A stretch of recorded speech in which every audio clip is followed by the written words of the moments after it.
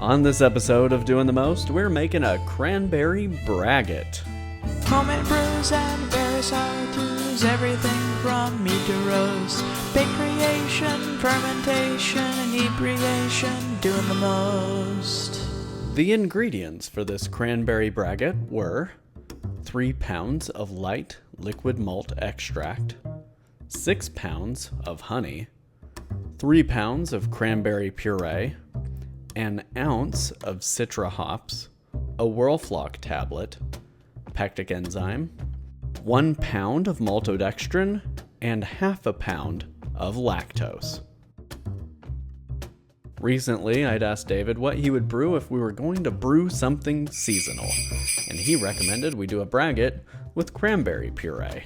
So, we developed a recipe around it and brewed it up. Started by getting a flame going underneath our brew kettle, and this is the cranberry puree we're going to be using. It's a Vintner's Harvest puree that we purchased on Amazon. In our brew kettle, we're going to put a few gallons of spring water and our light liquid malt extract. This was an extract just left over from a brew kit that I didn't end up using. Additionally, we are adding here our lactose and our maltodextrin. And you'll see later on in this video, we're actually going to double the amount of those ingredients that I put into the brew kettle here, and we'll explain why in a bit. Give that a good stir with the mash paddle, and then we're throwing on a cutting board to cover it up. And you'll notice here that we are working from a 60-pound bucket of honey. This was the first time I'd purchased honey in this amount of bulk, but for this channel, I've been brewing a lot of mead, so in order to get my costs down a little bit, I invested in a full 5-gallon bucket. Now we tasted the cranberry puree here. It tastes, as you would expect, like unsweetened pureed cranberries. And after putting that in the carboy, we added some pectic enzyme. This is about a tablespoon of pectic enzyme, just to kind of cut through some of the fruit pectins that are in the puree. And so we opened our bucket of honey and took a taste. Tastes just like wildflower honey. Nothing really to write home about, but perfectly acceptable honey to brew a mead with. We're adding a little bit of water here to the puree, and we're gonna leave some water in the bottom of this 1-gallon jug as a way to mix together the honey in a more pourable fashion. Now, we didn't really think this through, but our initial plan was to put a funnel in the jug and pour the honey into the jug through the funnel. And as you can see, that was kind of an ineffective plan, and we were just not getting enough volume coming out of the bucket to make it work. And after some hearty chuckling and brainstorming, we decided to just cut the top of the jug off, and that worked marvelously. So we weighed out for this 6 pounds of honey, and the honey went into the carboy raw after David did a little bit of stirring. And then using the back end of a plastic mash paddle, we mixed that all together. Once our boil had begun, we added the entire packet of citra hops to the beginning of the boil, and those are going to boil for 60 minutes. At the 45-minute mark, our whirlflock tablet goes in, and this just helps the mead to clarify after fermentation has completed. A little bit more stirring to make sure nothing is burning on the bottom, and we'll give that another 15 minutes. After the full hour of boil, we strained out our hops pellets. It is so convenient having a hops basket for something like this, not having to worry about floaty chunks of hops in your brew. You can just throw them into the basket and strain it on out through that fine mesh. Really, really handy, pretty easy to clean, and dishwasher safe. So we poured the rest of our water in here, and it is super, super cold water. So we're trying to bring the boil temperature down to that of the room. And then we siphoned it off and on top of our puree and honey. Now, as this is going in, I'm adding a little bit extra water to the top. That way we get it up to the full 5 gallons. And once we are confident that it is down to room temperature here in an hour or so, we will pitch our yeast. We are using D47 yeast for this brew. And right before bedtime, I poured in our yeast dry with no starter, and we just let this go ahead and churn away on its own. no nutrient for this brew.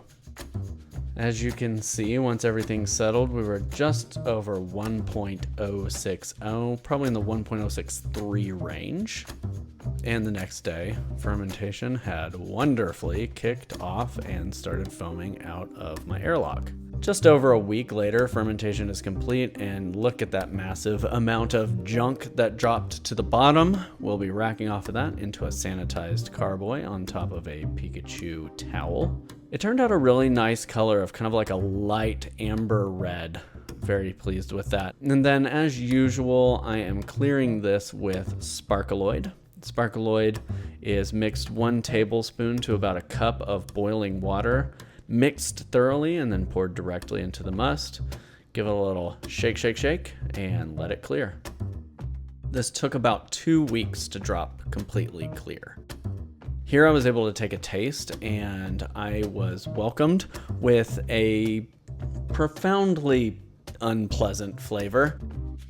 It tasted like something that would need age, but as I described it to Anna shortly after, it tasted a little bit like vomit. So then there are a lot of considerations that come into play, and primarily my consideration was, how do I fix this? Part of the problem I was having was the acid was unbalanced. Part of the problem was that there wasn't a lot of chew or mouthfeel or really anything to distract from the acid. And so I wasn't really tasting the cranberry.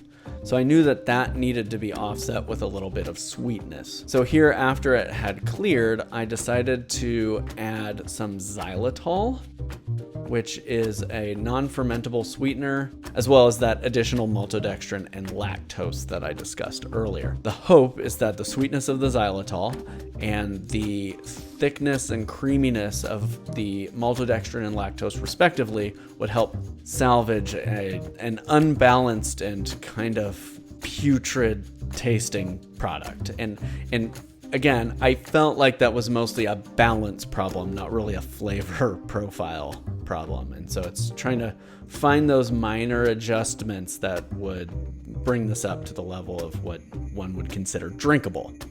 So all of that was mixed with boiling water and then just poured directly into the carboy.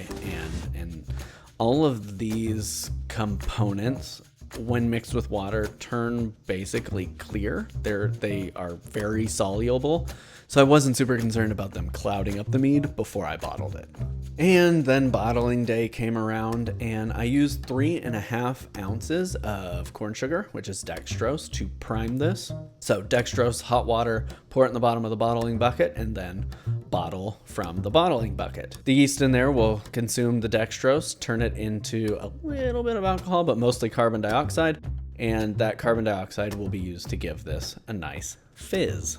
So I was hoping that this was going to end up having a little bit of a head to it, but that did not turn out to be a case. So this sample that I pulled off actually came off before the dextrose went in, and here I'm tasting for balance. Here I'm trying to kind of see if those additives that I placed in there kind of brought this up to snuff, and I did detect that the mouthfeel was there, and particularly with the xylitol, I can sense that little indication of sweetness on the back of the cranberry, and I can tell that once a little bit of that age happens and some of those things kind of marry and settle out a little bit, this is probably gonna work. This is probably salvaged. I put this video on hold so that I could wait a couple of weeks and open a bottle and test for carbonation on camera and do a flavor test. Here it is. This is what it looks like once it's carbonated. There is no head on it. I'm a little disappointed in that, but it is wonderfully sparkling, as you can see here, in much the same way that a soda is sparkling. With bated breath,